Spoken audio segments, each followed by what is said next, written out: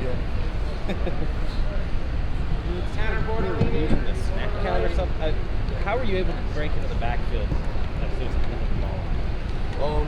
We knew coming in, they had a certain snap count. They have a lot of rhythm to their offense, so it all kind of works together. What they do. So basically, there's the same thing like every time. In the second half they adjusted, so it's good on them. You seem pretty fiery talking to them, especially in the first half. Were you hoping they would go for it on fourth down, or what was kind of going on there in the first half? I just watching them, a lot of film on them, and knowing who they are, they go for it a lot on fourth down. So I was just talking the talk. What drove you to just try to get after the ball as many times as you could when it's not right in front of you versus just attacking and getting sacked? We always want to be going for that ball. We create more turnovers than we are right now, and we've been talking about stripping at the ball, going for that ball to try to create a turnover, get our offense in a good position. So just having that in mind. In that regard, how satisfying is it to kind of close the game, so to speak, and kind of take the offense that we want to? Yeah, for sure. It felt amazing because all night long, the past few weeks, we're like, okay, we need to get a turnover, we need to catch a ball, we need to punch at it. So just being able to do that was pretty awesome. Were you worried at all during the review that they were going to overturn it? What were you seeing when that was going on? I was kind of nervous, but it was probably going to be fourth down, right? So just if we had to go on, we'd all be ready for the opportunity. We'd be excited to get back on the field again. So either way, works for us. Can you walk through what you saw on the strip sack? What was the call? How did you get free there? Yeah, I ran through, they cut blocked me like they do. I got up again. I just charged the quarterback as fast as I could, lowered my shoulder. I thought he threw the ball away, so I was like sitting there like looking around confused, and then I saw like a herd of red just swarm right by the goal line, and I'm like, what just happened? Like, was that me? So I was waiting there like who are they gonna go congratulate to see who I go congratulate as well, see who made the play, and then they came up to me. I'm like, well, all right, I'll take it. What'd you make of Jack's two special teams plays, the fake punt and then the recovery there at the end? Oh man, he's getting special teams player of the week for sure.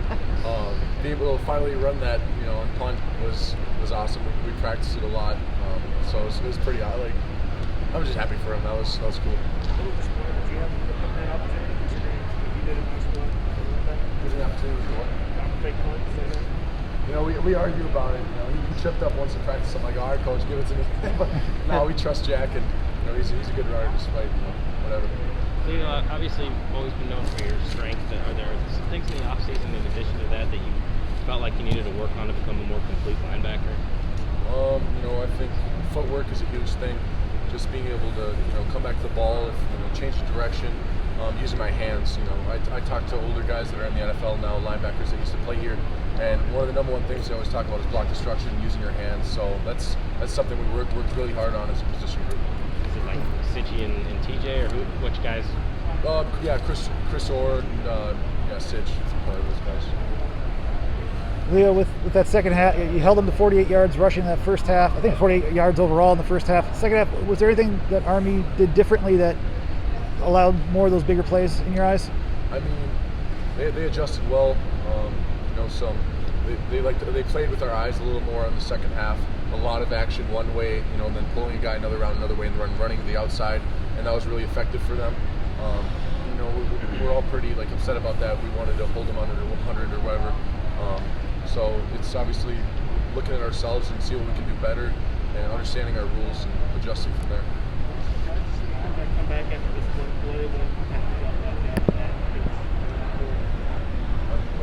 were you surprised to see Tyler, their quarterback, come back to the game after that play and be sideline there? That surprised me to come back there. Yeah, I know those guys are tough. They do so much, and there's a ton of respect for them. They do what we do, like school, football, plus harder training and all the stuff they do with the Army. So there's no doubt in my mind those guys are tough. Can you provide any insight on the meaning of that throw, or what? It's been here much longer than me. It's kind of like through the generations of linebackers here in Wisconsin. It just basically call it death row, but we don't mean actual death row. But it just means like grit. It means hard work. It means blowing people up.